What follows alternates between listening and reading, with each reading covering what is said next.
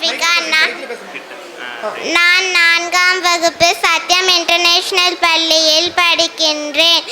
நான் பேச வந்துள்ள தலைப்பு இந்திய இராணுவம். இந்திய இராணுவம் என்பது இந்தியாவின் பாதுகாப்பு அமைப்பின் முதுகெலும்பாகும்.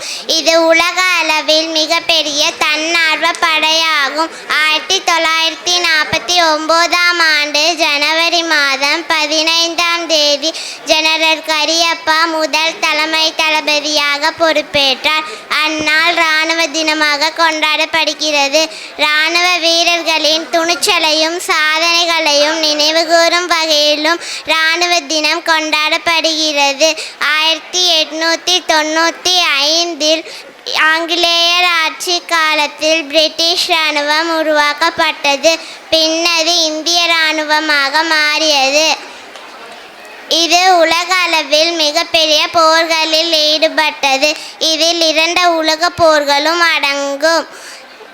இந்திய தேசிய இராணுவம் இது சுதந்திரத்துக்காக உருவாக்கப்பட்ட ஒரு ஆயுதப்படை. 1942இல் ராஜ்பிகாரி போஸ் இதை உருவாக்கினார்.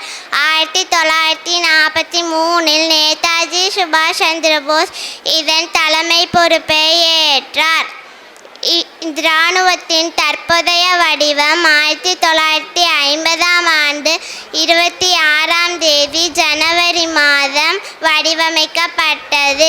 இது புதுடெல்லியை தலைமையிடமாக கொண்டு செயல்படுகிறது.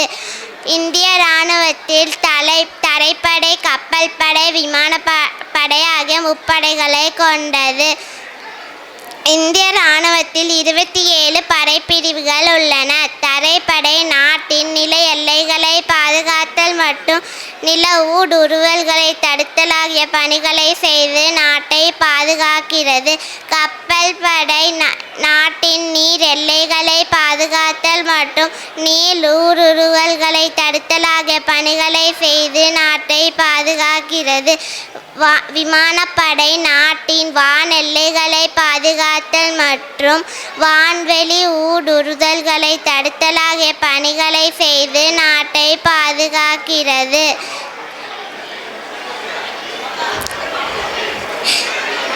இந்திய இராணுவம் தனது வீரர்களுக்கு உயர்தர பயிற்சி அளிக்கிறது. இது நவீன ஆயுதங்கள், கருவிகள், தொழில்நுட்பங்களை பயன்படுத்தி தனது திறனை மேம்படுத்தி வருகிறது. இந்திய இராணுவம் நாட்டையும் நாட்டு மக்களையும் பாதுகாப்பதுடன் மட்டுமல்லாமல் பேரிடர் காலங்களில் பாதுகாப்பு மற்றும் மீட்பு பணிகள் செய்து வருகிறது. இந்திய இராணுவ வீரர்களுக்கு எனது வீர வணக்கத்தை செலுத்துகிறேன். நன்றி. சூப்பர்மா.